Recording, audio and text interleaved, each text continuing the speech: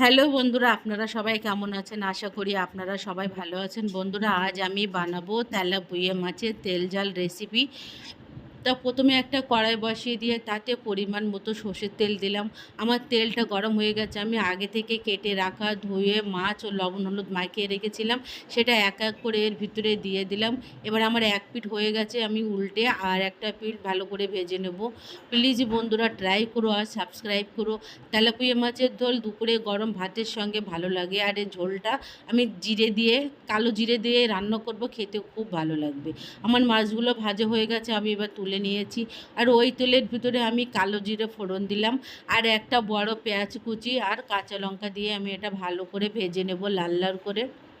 দেখুন আমি এভাবে ভেজে নিচ্ছি বন্ধুরা। আমার পেঁয়াজ আর লঙ্কাটা ভালো করে ভাজা হয়ে গেছে। এবার পরিমাণ মতো লবণ, লঙ্কা গুঁড়ো, হলুদ গুঁড়ো আর জিরে গুঁড়ো। এবার আমি এটা ভালো করে মিশিয়ে ভালো করে ভেজে নেব বা কষিয়ে নেব। এবার এতে আমি পরিমাণ মতো জল দিয়ে দেব।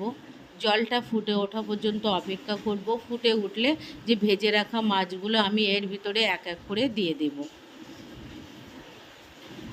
প্লিজ প্লিজ বন্ধুরা সাবস্ক্রাইব করবেন, শেয়ার করবেন, আর কেমন লাগে কমেন্ট করে জানাবে। আমার ঝোলটা ফুটে উঠেছে, আমি মাছগুলো এবার এক এক করে দিয়ে দিলাম। দেখুন সবগুলো মাছ আমার দেওয়া হয়ে গেছে।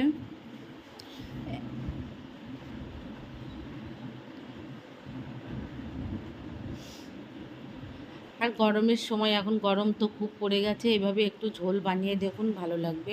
আমি ওপর থেকে একটু ধনেপাতা কুচি দিয়ে দিলাম আর একটা ঢাকনা লাগিয়ে 5 মিনিটের জন্য ফুটতে দিলাম। আমার 5 মিনিটও হয়ে গেছে। ঝোলটা কিভাবে ফুটছে দেখুন, আর কালারটাও কত ভালো এসেছে। আবার আমি নামিয়ে গরম ভাতের সঙ্গে সার্ভ করব আর আমার বাচ্চাদের খেতে দেবো। প্লিজ ট্রাই করো, সাবস্ক্রাইব করো। Thank you.